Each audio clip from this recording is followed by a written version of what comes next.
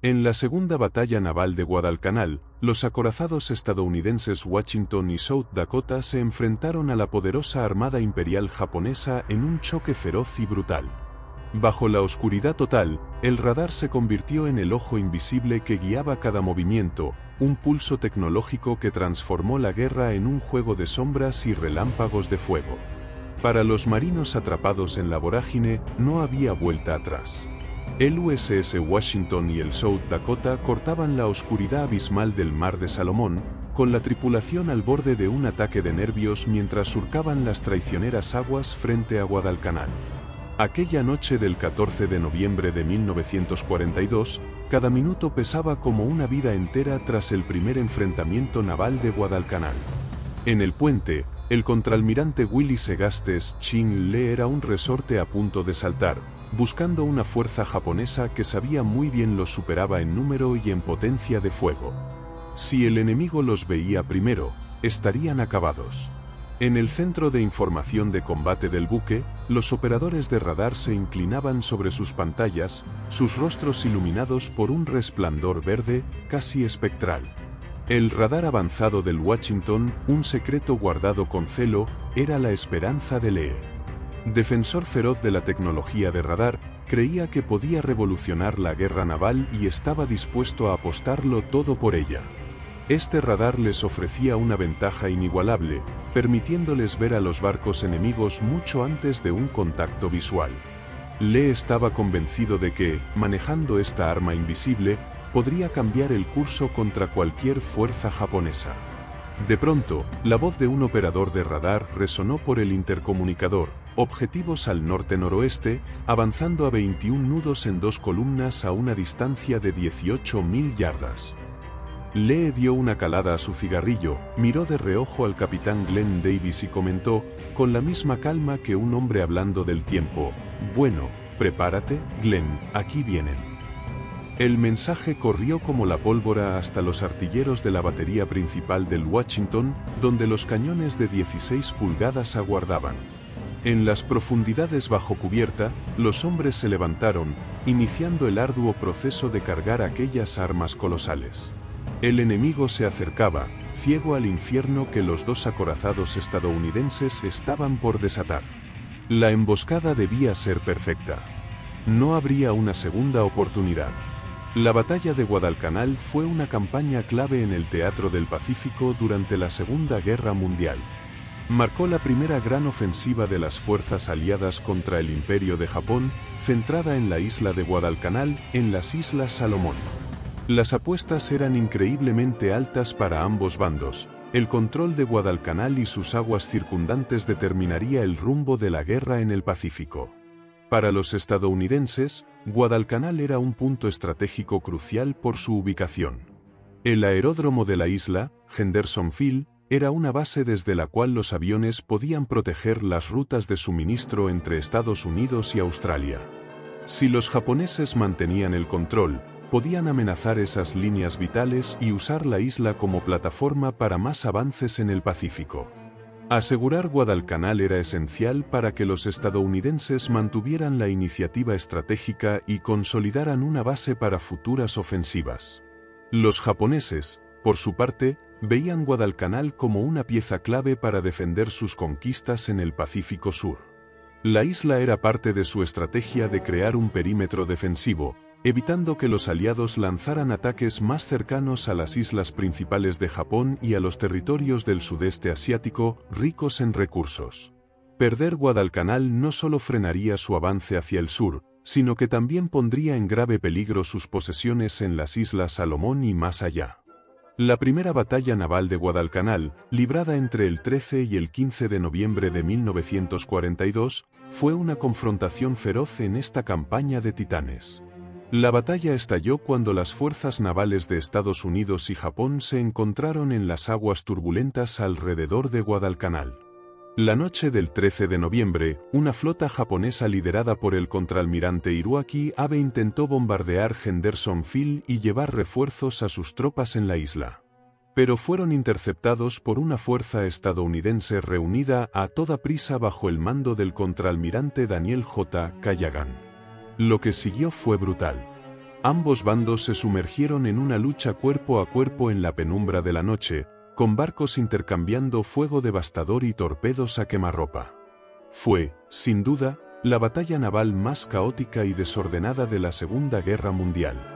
A pesar de estar abrumados en número y armamento, la pequeña flota estadounidense se mantuvo firme contra una fuerza japonesa abrumadoramente superior.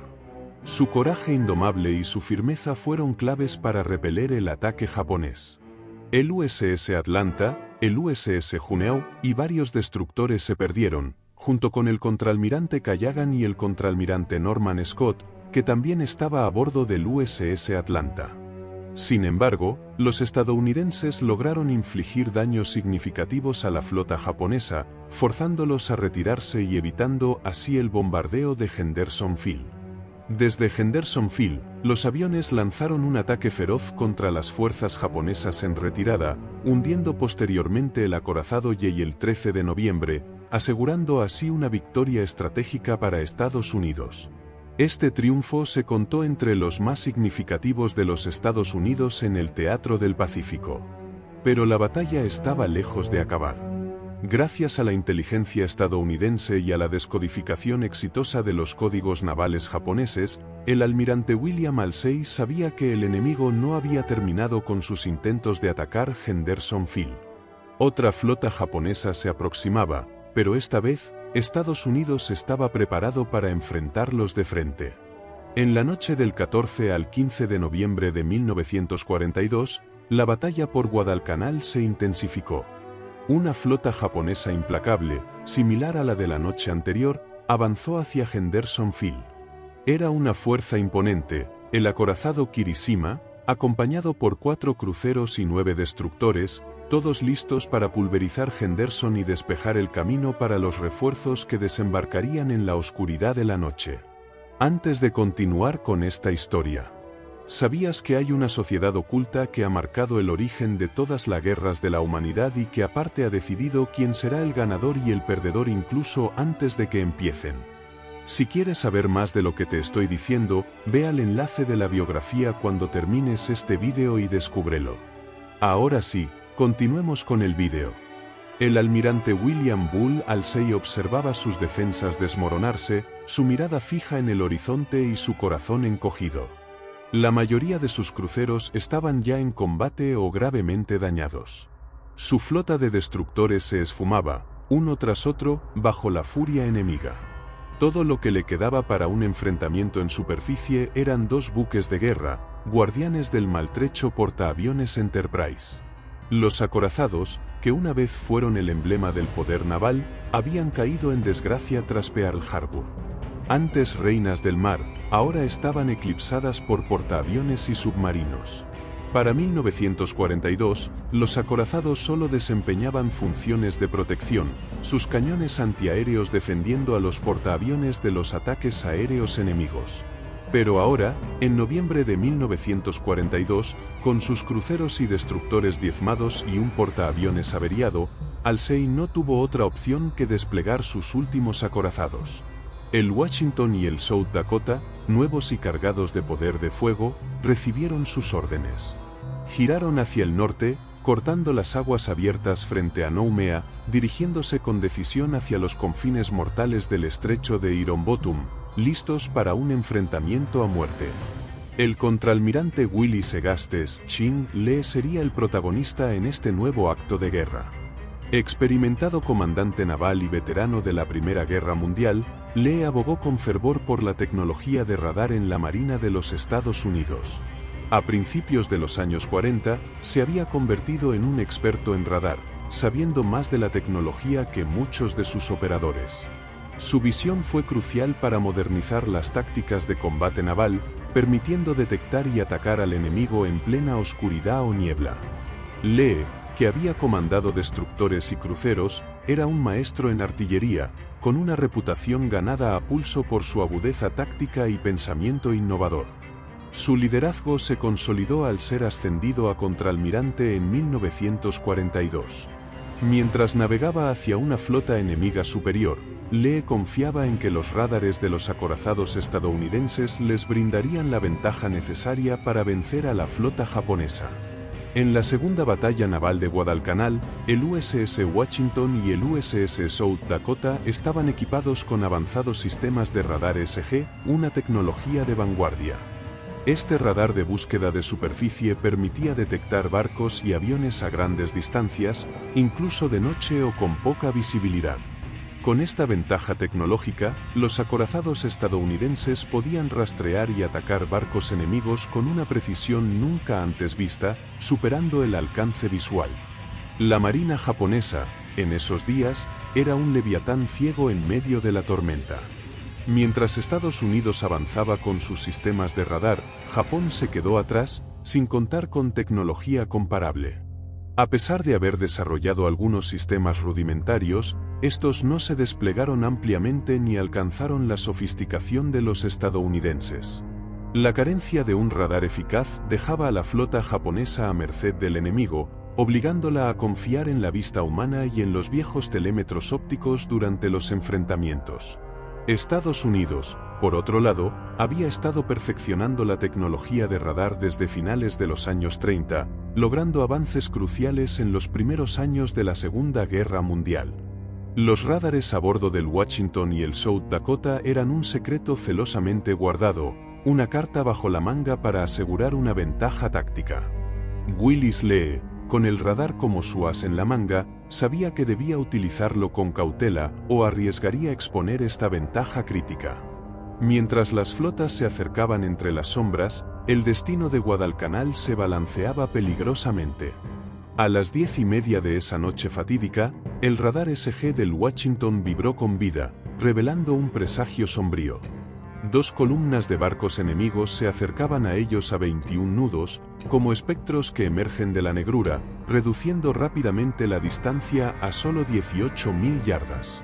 En el puente, el almirante Willis Lee, con el resplandor de su cigarrillo dibujando sombras en su rostro endurecido, se volvió hacia el capitán Glenn Davis. Su voz, un gruñido apenas contenido, estaba cargada de la electricidad de la tormenta que se avecinaba. «Prepárate, Glenn, aquí vienen». Las palabras, cargadas de gravedad, quedaron suspendidas en el aire, presagiando la batalla. A lo largo de los pasillos del barco, el caos estalló como un trueno. La orden de cargar la batería principal resonó, galvanizando a la tripulación en una danza frenética. En un torbellino de eficiencia disciplinada, los hombres rodearon los cañones de 16 pulgadas, sus cuerpos moviéndose con precisión mecánica. Proyectiles de 2.700 libras se cargaron con una fuerza aterradora, mientras las bolsas de pólvora de 100 libras volaban como cometas. Lo que normalmente requería 30 segundos se completó en un asombroso récord de 15, testimonio de la pericia de la tripulación. Cada minuto parecía una eternidad, la tensión crecía como una marea imparable. A las 11:13, el destino mostró su mano final. La orden de Lee cortó el aire como una hoja afilada, abran fuego cuando estén listos. En ese instante, el infierno mismo se desencadenó. 9 proyectiles, cada uno cargado con más de 1 tonelada de pura destrucción, emergieron de los cañones del Washington, desgarrando la noche con un estruendo ensordecedor. El crucero japonés Sendai, atrapado en el fuego cruzado, se encontró en medio de un apocalipsis de acero. Chorros de agua, altos como torres, explotaron alrededor de los barcos enemigos, transformando el océano en un caos hirviente. Sin tener la menor idea de la presencia de los acorazados estadounidenses, los japoneses fueron sorprendidos por una lluvia infernal de agua de 900 pies que estallaba alrededor de sus barcos, disparada por los cañones atronadores del South Dakota. Los interceptores de radio del South Dakota captaron las voces temblorosas y horrorizadas de los japoneses, que vieron como el crucero pesado Sendai y sus escoltas dieron media vuelta y huyeron a toda prisa, desesperados por alejarse lo más posible de los buques capitales estadounidenses. Este golpe fue un éxito absoluto, los japoneses habían sido tomados por sorpresa y estaban cegados, obligando a sus barcos más grandes a retirarse en un caos desordenado. Sin embargo, la batalla no estaba ganada. Con su ventaja numérica, los destructores japoneses estaban listos para enfrentarse a sus equivalentes estadounidenses. A bordo del acorazado Washington, el almirante Lee observaba con creciente preocupación cómo sus destructores se enfrentaban a los destructores japoneses, solo para ser rápidamente destruidos. En cuestión de minutos, los 4 escoltas del Washington quedaron fuera de combate, dejando a los 2 acorazados, el Washington y el South Dakota, solos para enfrentarse a la embestida japonesa. El corazón de Lee se hundió mientras el Washington y el South Dakota navegaban a través del campo de escombros dejado por sus destructores. En medio del caos, oyeron a uno de los marineros que flotaba en el agua, su voz apenas audible sobre el rugido de los cañones, gritar: «Dals duro, Washington». El enorme acorazado avanzaba a una velocidad de 26 nudos, con sus cañones en llamas. Lee intentó contactar con el capitán Gatch a bordo del South Dakota, pero solo hubo silencio. Fallos eléctricos sumieron al nuevo acorazado en una completa oscuridad, dejándolo a la deriva y avanzando a ciegas. ¿La energía fue restaurada, solo para fallar de nuevo? A pesar de los problemas eléctricos, el South Dakota luchó valientemente, devolviendo el fuego con su batería principal y golpeando a ambos cruceros japoneses que lo estaban incendiando. Sin embargo, había sufrido más de 26 impactos, incluyendo un devastador proyectil de 14 pulgadas. Con su superestructura en llamas, el South Dakota se vio obligado a retirarse del combate. Ahora, el Washington y el almirante Willis Lee se enfrentaban en solitario a la furia desatada de la flota japonesa.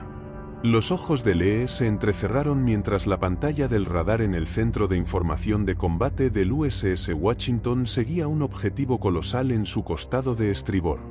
La atmósfera estaba cargada de una tensión palpable y electrizante. ¿Podría ser el South Dakota, su barco hermano, aún sumido en la oscuridad y vulnerable?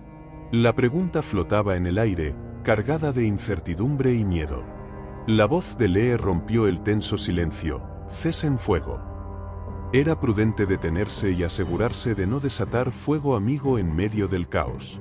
La orden resonó a través del barco, deteniendo temporalmente los nerviosos dedos que ansiaban desencadenar la destrucción.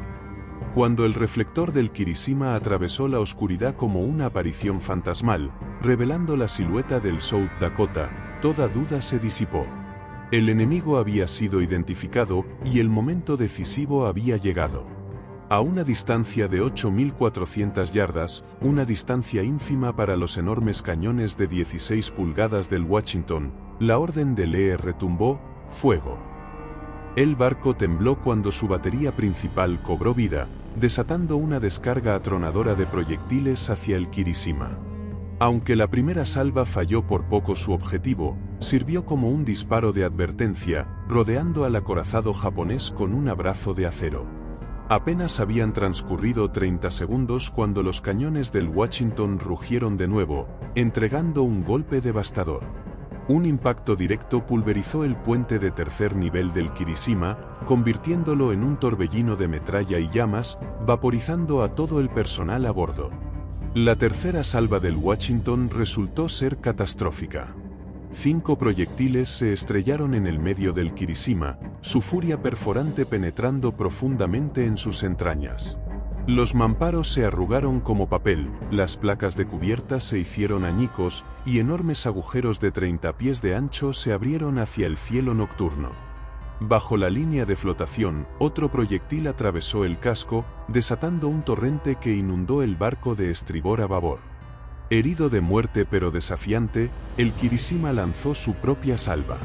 Sus proyectiles de 14 pulgadas zumbaban por la superestructura del Washington, tan cerca que Lee sintió el aire desplazado en su rostro.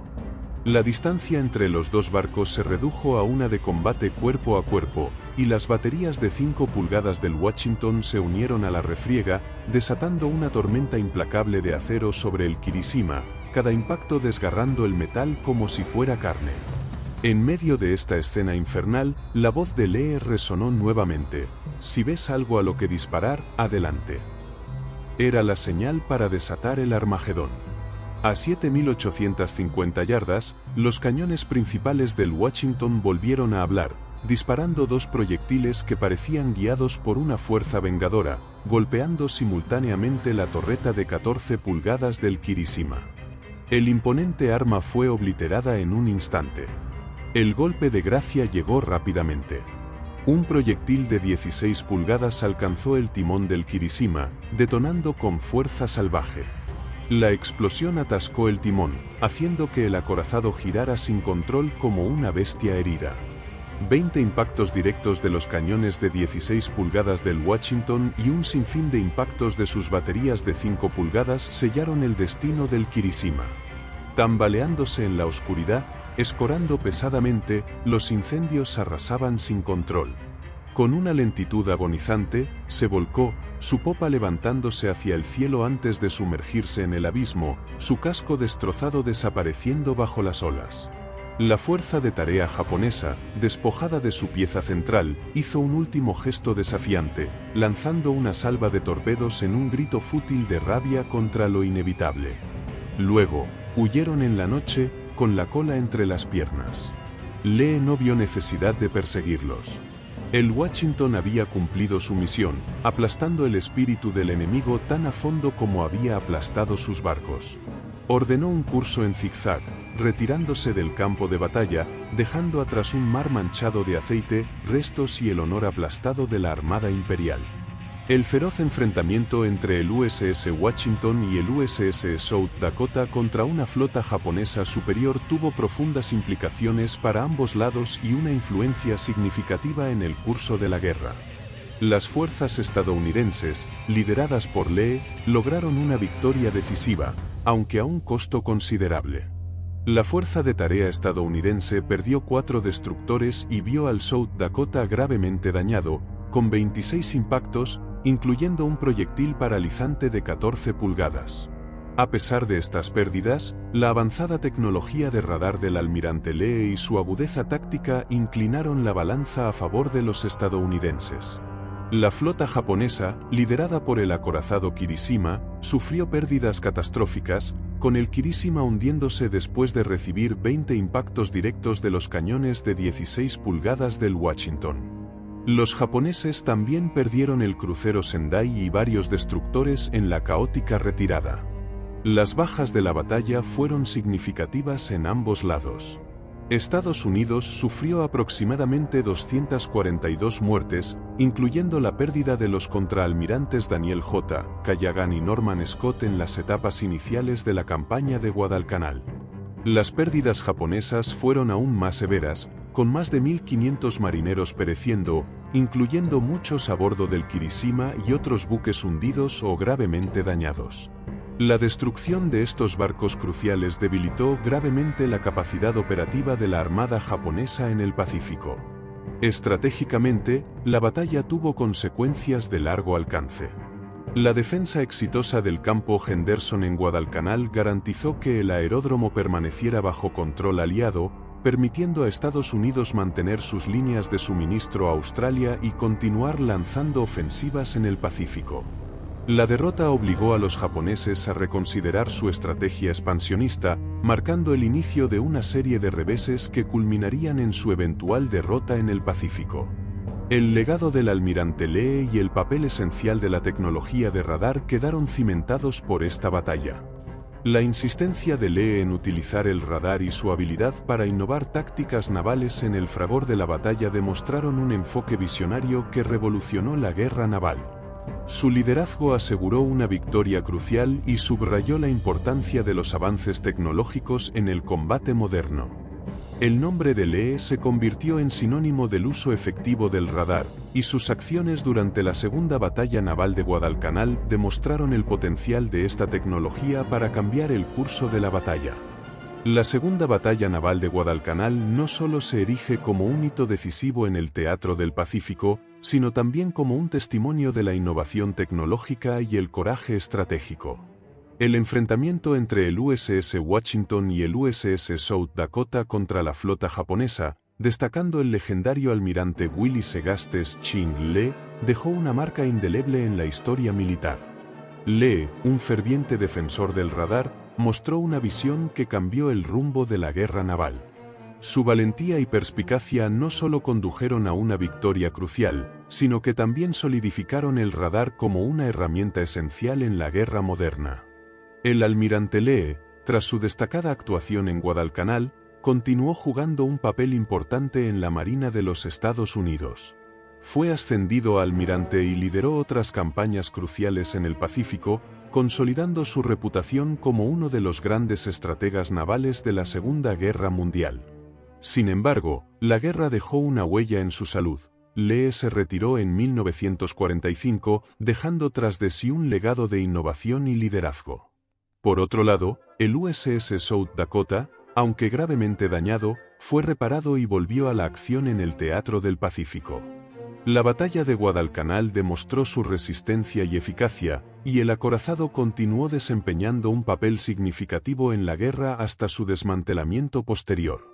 El debate que surge al reflexionar sobre esta batalla es profundo: ¿cómo influye la innovación tecnológica en el curso de las guerras?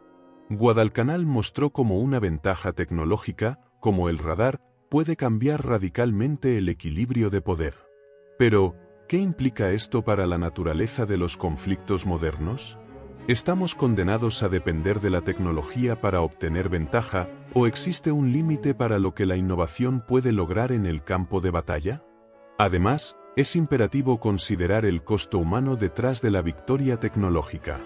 La Segunda Batalla Naval de Guadalcanal, a pesar de su impacto estratégico, cobró un alto precio en vidas. Más de 1.500 marineros japoneses perdieron la vida, y Estados Unidos sufrió alrededor de 242 bajas. La brutal realidad de la guerra plantea la pregunta de si el avance tecnológico justifica las enormes pérdidas humanas y las devastaciones sufridas. Este enfrentamiento no solo es un capítulo fascinante en la historia naval, sino un recordatorio constante de los costos de la guerra y la tensión entre el avance tecnológico y la humanidad. ¿Estamos preparados para aprender de estos eventos y usar la tecnología de manera que minimice el sufrimiento humano mientras maximiza la efectividad estratégica? La historia nos ofrece valiosas lecciones, pero el futuro de la guerra y la tecnología continúa siendo un enigma que desafía nuestra comprensión y ética. Este vídeo está bien. Pero si te gustaría conocer la verdad poco conocida acerca de las guerras mundiales, saber por qué todo lo que nos han dicho sobre Alemania, Hitler y los Estados Unidos es mentira y aparte también, saber por qué estamos cerca de una tercera guerra mundial, ve al enlace de la bio y descúbrelo. No olvides suscribirte al canal, dar like al vídeo y activar la campana de notificaciones para que no te pierdas nuestra próxima historia.